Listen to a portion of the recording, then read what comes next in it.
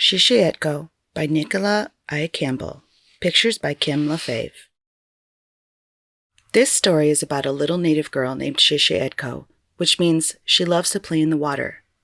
Etko's people have always lived in North America, hunting, fishing, and gathering traditional foods and medicines, making their own clothing and building their own houses, making their own rules and taking care of their traditional territories, telling stories, singing, and dancing.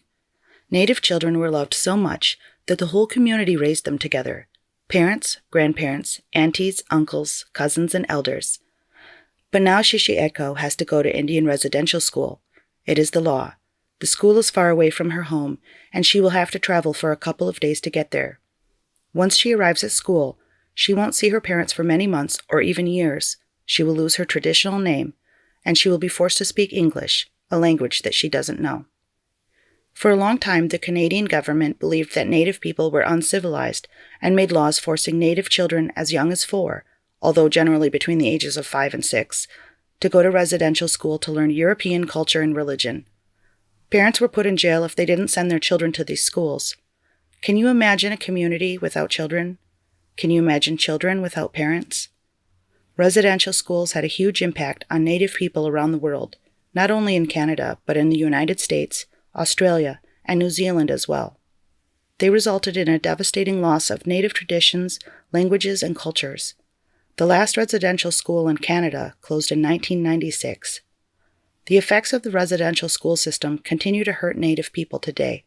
It is said that it will take 7 generations for our people to heal. Nicola I. Campbell.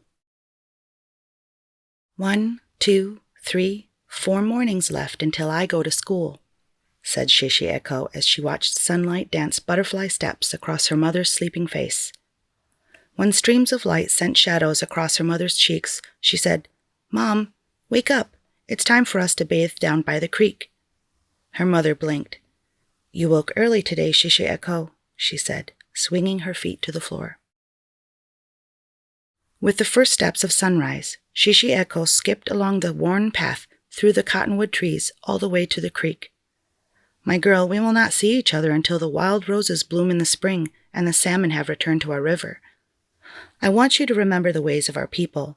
I want you to remember our songs and our dances, our laughter and our joy, and I want you to remember our land." Then her mother began to sing. Her voice traveled from tree to tree, flowing through the valley, caught by the wind, carried on the wings of eagles in flight. Etko could not help herself. She looked at everything. Tall grass swaying to the rhythm of the breeze, determined mosquitoes, working bumblebees. She memorized each shiny rock, the sand beneath her feet, crayfish and minnows and tadpoles that squirmed between her toes, all at the bottom of the creek. They were almost home when cousins, aunties, and uncles, and the rhythmic tap of Yaya's old cedar cane could be heard through the trees. "Mother, Father, they're here!" Etko ran to greet her family. Sunlight, wood smoke, and scents of barbecued sockeye salmon filled the air. Dishes clattered, footsteps pitter-pattered, and laughter echoed from tree to tree. Afterwards, in the late-night silence, tucked safely under Yaya's patchwork quilt, Etko counted her fingers. "There are only 1, 2, 3 more sleeps until I go to school." In the morning, when Etko woke, the sky was changing navy to brilliant blue. She lay listening to the cool autumn breeze sing morning songs. Soft, drum, heart, beats. "Let's take the canoe out on the lake," said her father. Hand in hand, they walked along the creek all the way to the lake. "My girl, these are the things you must always remember," he said, gesturing to the trees, mountains, and water around them. Together they picked up the canoe and carried it to the water's edge. With yellow cedar paddles, they strolled across smooth water. Reach, dip, pull back.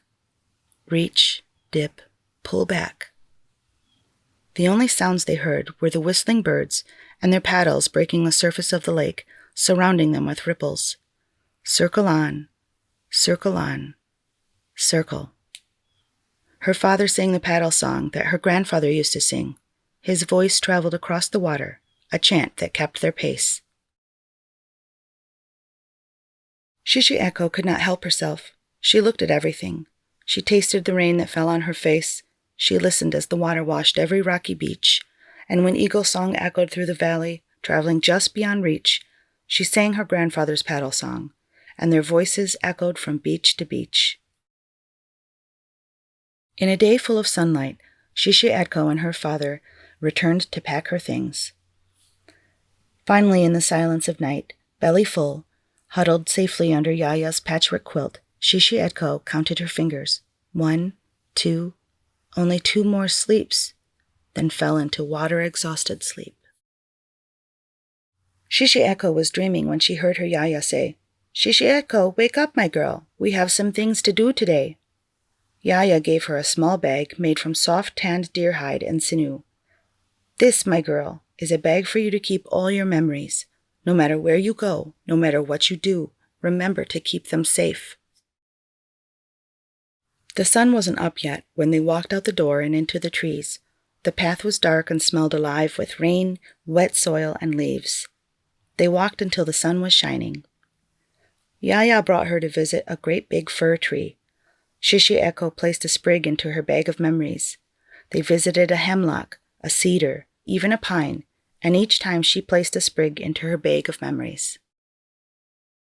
They went to visit silver willow, red willow, sagebrush, cottonwood, Labrador bushes, and even kinnikinnick.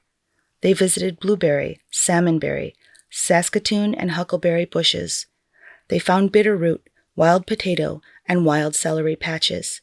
On and on they went through fields of wild roses, Indian paintbrush, fireweed, and columbine.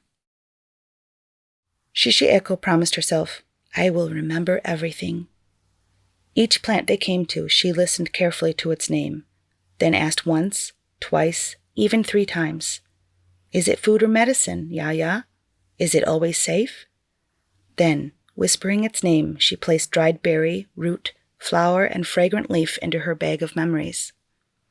That night, when Shishi Etko crawled under her patchwork quilt, she counted her fingers and said, 1, only 1 more sleep. At home, the cattle truck that gathered children waited. Shishi Etko picked up her bag of memories, a pinch of tobacco for offering, then went out the back door to her favorite place beneath a great big fir tree.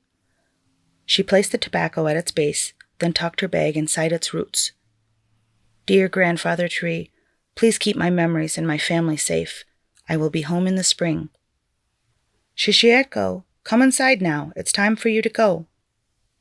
When they rattled down the dirt road and into the trees, Shishi Etko held a sprig of fir close to her heart. Shishi Etko could not help herself. She looked at everything. Tall grass swaying to the rhythm of the breeze, determined mosquitoes, working bumblebees. She memorized each shiny rock, the sand beneath her feet, crayfish and minnows and tadpoles that squirmed between her toes, all at the bottom of the creek.